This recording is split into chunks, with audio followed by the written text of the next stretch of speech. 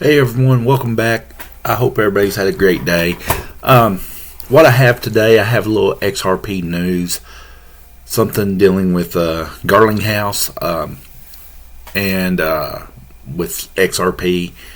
But before I get into that, I want to jump into some of the bubbles. Let's look at the big gainers. Of course, today we don't have any big green bubbles. I guess XDC would be our biggest gainer here at 5.8%. Let's go ahead and see what that is. It's the XEDC network. I do not own any of this. Before I get started, I want to give a disclaimer.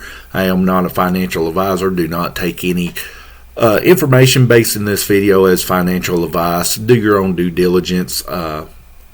Get with a financial advisor before doing any investing. I am not responsible for any gains or profits. So let's get into some XDC, the big gainer. Looks like it started out about 10 cents. Not bad, not a bad price for something, but I want to get into this because of the volume and the market cap. That's a very small market cap, and it's at 10 cents. If you bought in now, you're looking to maybe lose quite a bit of your money. See, the low for the month was 6 cents, so that's a big dip. So I would hold off on buying XDC. Let's look at the big loser for today. Penguin. I'm not feeling well today, so this video, hopefully it may not be that long. I do not own any pudgy penguins. Of course, today it was up at 21 cents. The average is 15 cents. The low was 15.49. So right now the price is at its low, but it's dropping in rank. Of course, a very small market cap once again, 977 million.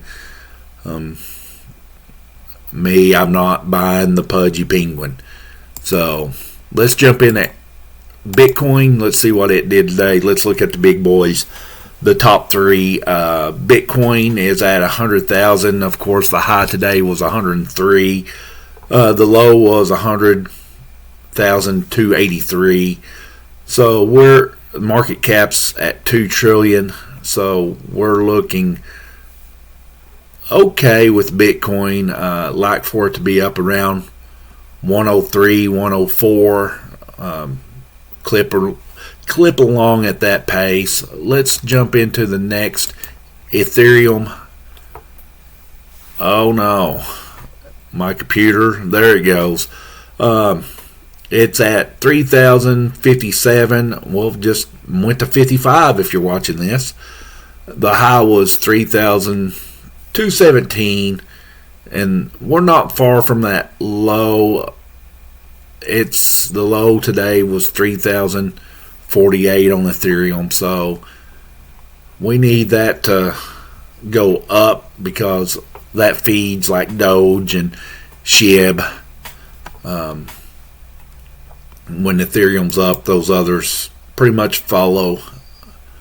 So XRP, let's see what XRP is doing. Started out at, or didn't start out, but the low was 301.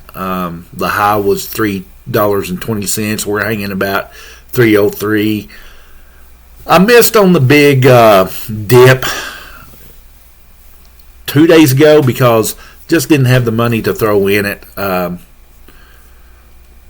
Didn't have the money to invest is what I'm trying to say. So help the channel grow. Hit that subscribe button.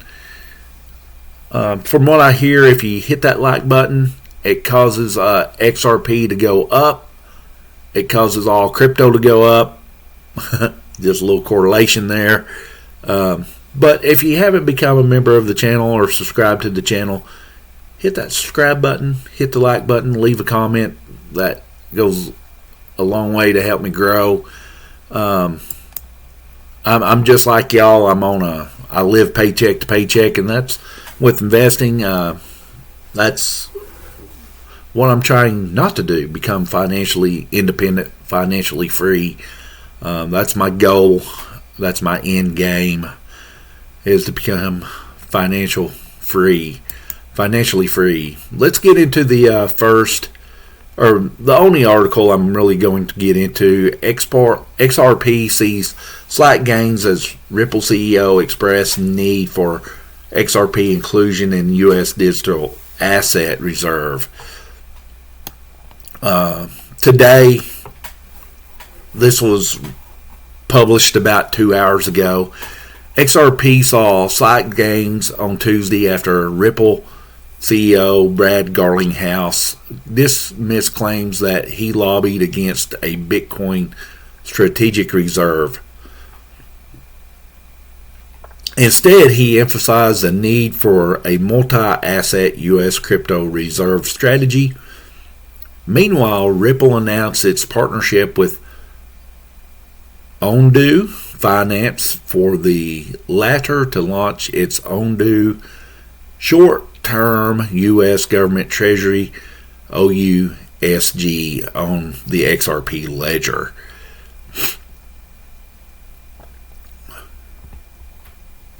Ripple's Brad Garlinghouse discusses the importance of diversified crypto asset reserve. Ripple CEO Brad Garlinghouse confirmed that he had advocated for the possibility of the U.S. government to include XRP as part of its digital asset reserve. Of course, right before the election, Garlinghouse, you saw the pictures of Garlinghouse and President Trump meeting at Mar-a-Lago. In an X post on Monday, Garlinghouse stated the importance of diversification, arguing that any reserve should reflect the broader cryptocurrency industry rather than just focusing on Bitcoin or any single asset. And I agree with that. If they're going to have a crypto reserve, it should be multiple assets. It shouldn't just be Bitcoin. I believe it should be Bitcoin, Solana, and XRP. Not necessarily in that order, but I think it should be definitely those three, and if they're possibly Ethereum with that.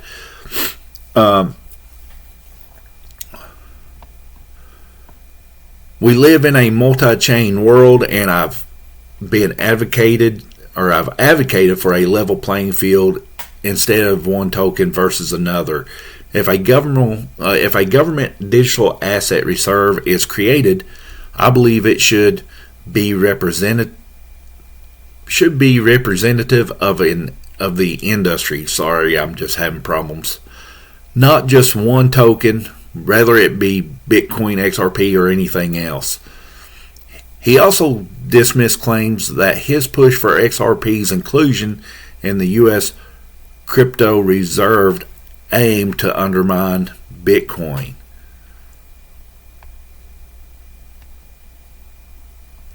Of course, Walter Bloomberg, he says Garlinghouse confirmed that he had discussions.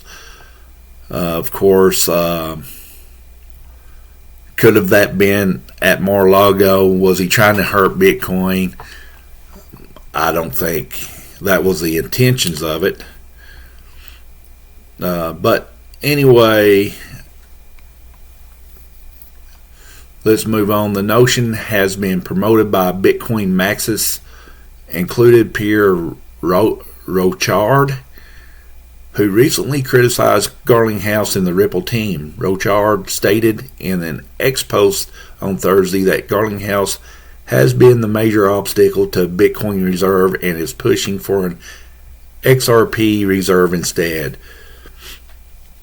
Here's what I'm seeing. I was listening to someone, it was a podcast on my way home from work, and basically they're saying other countries are really looking at XRP. Of course, I believe Japan is one of those countries. I think they said Britain is another country that's looking at XRP. So it comes down to which one of our adversaries is going to start investing in XRP and taking over those reserves. Of course, there's U.S. currency in these crypto projects. So could they eventually buy out one of these crypto projects, like an XRP or whatever? From what I understand, and I've seen other people talk, that especially when it comes to these cryptocurrencies with low market caps, that's why I was going over market caps earlier. I've heard people say, hey, if enough of us get together and put enough money towards this project, we can own it. You know, a group of people can own it. And, well, that's the thing. A group of people can go in and buy XRP or Ethereum if they raised enough money. So that's something we have to be careful about. However, Garlinghouse tagged Bitcoin Max's advocacy for a Bitcoin-only strategic reserve as an outdated form of thinking. Maximalism remains the enemy of crypto progress, and I'm very glad to see fewer and fewer folks ascribe to this outdated and misinformed thinking, Garlinghouse stated. Of course, Ondo short-term U.S. government treasuries, which is currently backed by BlackRock's Build Fund to the XRP ledger. So BlackRock, I think yesterday during the dip, bought like $20 million worth of XRP, or it was a big sum. I'm not exactly for sure the dollar figure, but it was massive of what they bought.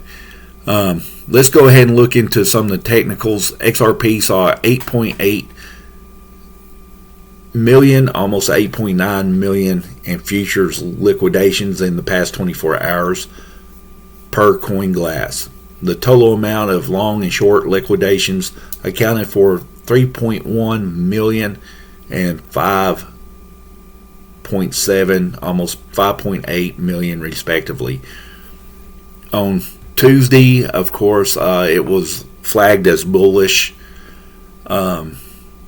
There was a 290 support level. Of course, I believe I've heard that it dropped. XRP dropped below support, but it broke out, and of course that was the time to buy when it broke below that 290 mark. I think it dropped down to like 288 at one point in time. I can't remember, but anyway, a firm breakout above the flag could see XRP test even its 7-year high resistance at 355.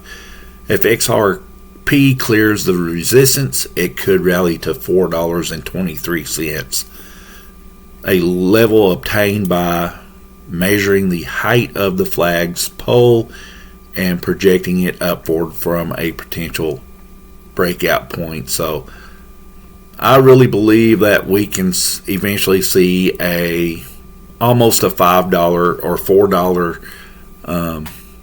I really think we could see a $4 high within the next 3 months. So don't right now I don't see it as a time to sell. Remember to buy on the dips, sell on the rips. Of course, I don't short sell anything, so I hold.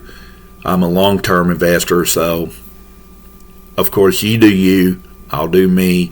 So I hope everyone enjoyed the video. That's what I have for you today. If it drops down to 262, I'm definitely buying again. I'll scrape up some money and go buy. But anyway, once again, thanks for watching.